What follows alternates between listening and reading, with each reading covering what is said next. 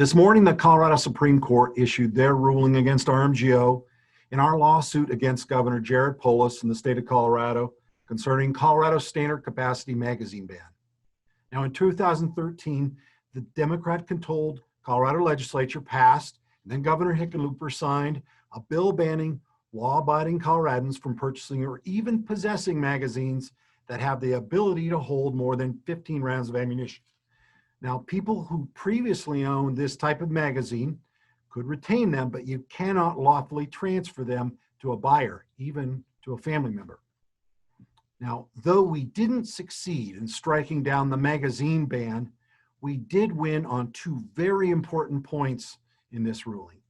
Now, first, the Colorado Supreme Court overturned an older ruling, the Trinan ruling, that would have nullified the Colorado's Constitution's right to keep and bear arms. Now, second, the Colorado Supreme Court protected virtually all removable base plate magazines, which could have criminalized hundreds of thousands of gun owners. Now, we filed this lawsuit in Denver District Court immediately after House Bill 1224 was signed into law. And we challenged the validity of this magazine ban based on Colorado's Constitution. Therefore, we can't actually appeal this to the US Supreme Court because it was filed in state court. Now, we contend this is a violation of Article 2, Section 13, and clearly the Colorado Supreme Court doesn't agree.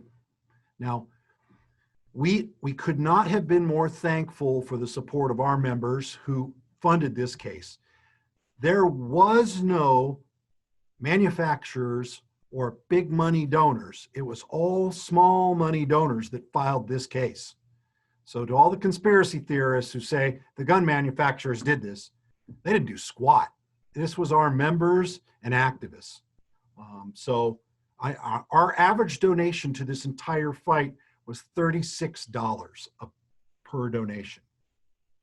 And and that's my best estimate. We're still collecting all that together, is that it cost us $210,000. Now, this isn't over. We're going to continue to fight the repeal of the standard capacity magazine ban in the Colorado legislature. Now, we're the only organization on the gun rights side that's working to try and change the legislature, and we're not stopping. We have both a PAC and a super PAC. And of course, tomorrow is a primary election day, but then we have the general election, and we're doing our very hardest to try and overturn the numbers in the Colorado legislature. And but unfortunately, the Colorado Supreme Court didn't agree with us here. Now, I was asked by many reporters already, why didn't you file this in federal court based on the Second Amendment, not the Colorado Constitution's Article 2, Section 13? Well, that's pretty simple. The reason we didn't file in federal court was there was already a federal court lawsuit in 2013 filed on the Second Amendment. Now, that was thrown out for lack of standing, but at the time we filed that 7 years ago, there wasn't any other avenue, and we'd rather play a support role on that case. Well, of course, that didn't go very far. On top of that, the US Supreme Court was a very different makeup in 2013, and no one had a crystal ball to know what it would look like 7 years later. So why would we have pushed it on that front? So we didn't know. That's the real reason we didn't file it. And then the third and final, and I think very salient point, is Colorado's Constitution is much more explicit than the federal. It just doesn't have enough case law showing what it actually meant. And this case built some of that. I think in a pretty good job, and our attorney, Barry Arrington, did a fantastic job all the way through the process, and especially making the court record and making both the defendants and judges respond in a manner and kind of cornering them at least into admitting a few things in the two victories we did get. Now with that, I'm going to open it up to questions, and I'm going to let you ask your question. Dudley, two things based on what you said in that statement. The first is, I didn't ever get the impression your lawsuit was challenging the removable base plates, and you're saying that's a victory. Has anyone ever been arrested or charged for having a magazine with a removable base plate that you went to state court and the Colorado Supreme Court to try to win over? Well, there are a couple of reasons we brought up the removable base plate issue was because, number one, most magazine-fed firearms have removable base plate magazines. And if they don't have them when they are originally manufactured, they're usually added later by a supplemental manufacturer. It just makes it easier to clean and support. But I think the core of your question was, were we really trying to get rid of a non-existent concern and that removable base plates were somehow in danger? Well, the reading of the law is that any firearm that accepts a removable base plate magazine, any magazine that has a removable base plate could be modified. And the Attorney General's office finally issued a statement on that. And then during our court case, even was more explicit with that statement saying, no, we don't think it does. But our big concern is what happens if somebody decides it does. What happens if the city of Denver decides a removable base plate magazine could be modified and therefore we're going to arrest people? Now, I know it seems absolutely insane to think that the city of Denver might push the limits of the far left in gun control, but they've done that before. And so we wanted that clarified for certain because we didn't want our members, hundreds of thousands of gun owners in this state, subject to some bizarre interpretation of the existing law.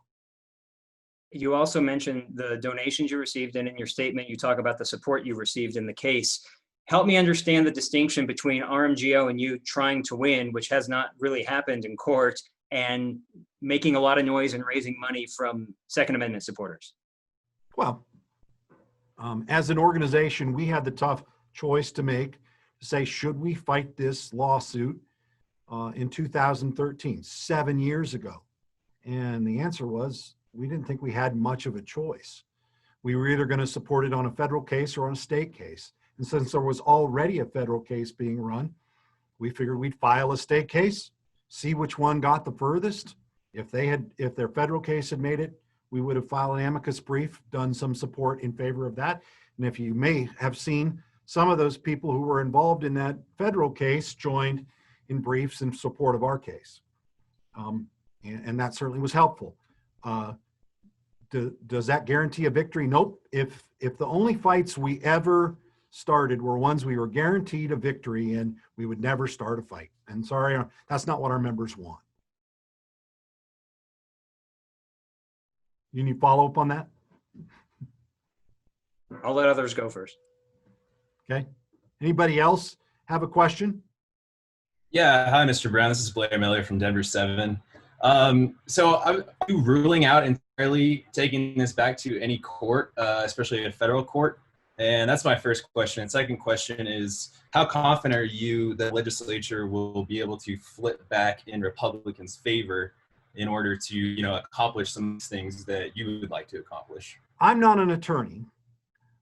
We just pay attorneys to tell us what makes the most sense. But we can't go anywhere with this ruling right now. We're in state court. We can't appeal it to the U.S. Supreme Court. It's not possible. In fact, our national group had a case that was being considered for cert in the U.S. Supreme Court on First Amendment grounds. And like every other semi-Second Amendment related issue, it was rejected. Judge Thomas had some very choice words for the court based on that just recently. So, does that mean we couldn't somehow take Colorado's magazine ban case and turn around and try to drag that case through federal courts? Yeah, actually, we're considering that right now. The problem with that is it's another 4, 5, 6 years and a lot of money, and that's not easy to do. That case that we're talking about that we were waiting on getting cert was NAGR versus Mangan in the Montana case. is what it was called. And of course, we think at some point there will be a magazine ban and maybe even an assault weapons ban case that will make its way through the courts and end up in the U.S. Supreme Court.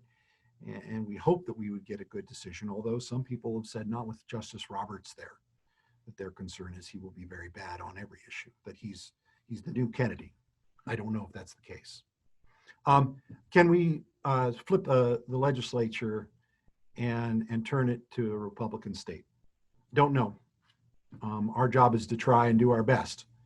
You know, those of you who are naysayers, please, if you have ideas, please send them to us.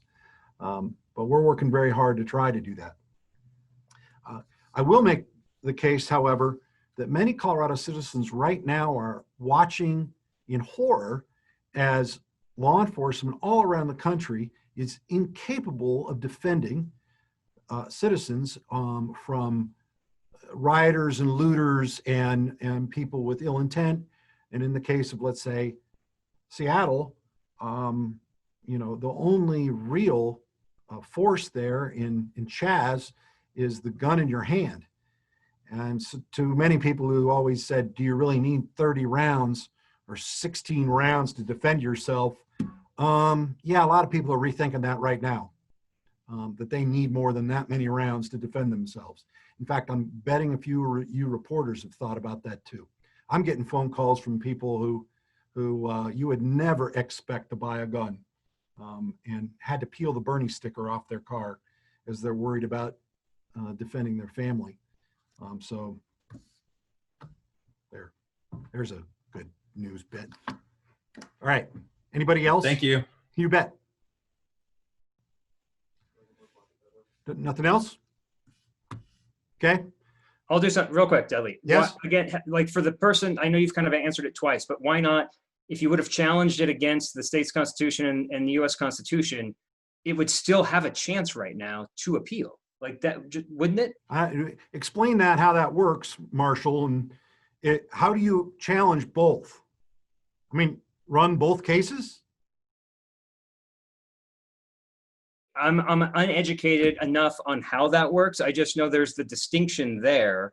So you say that you already had another case in 2013. Why not add to it to show, kind of like a national popular, or not national popular vote, but electoral college? You had a case in Washington, a case in Colorado, and the Supreme Court said, "Wow, we better decide this." Okay. Well, and maybe it was a mistake to assume that the sheriff's case, which was filed in 2013 as well, was going to make it to the U.S. Supreme Court or make it up its way through the court system. And it didn't. It didn't go very far because it was rejected on the basis of standing. And that was the case that Dave Kopel and the Independence Institute ran through with a number of the sheriffs, a majority of the sheriffs signing on. We thought it was a good case. I didn't think it went far enough in some areas, but it was a good case, and it wasn't granted. It was basically rejected almost immediately because of lack of standing. And maybe we have standing. I think that could play out. We don't know. So yeah, in retrospect, would I have run two cases? Yeah, I don't know how we would have paid for it, but that's not an easy thing. You know, only have so much time, treasure, and talents. So, all right. Thank you, everybody, for showing up. We appreciate it.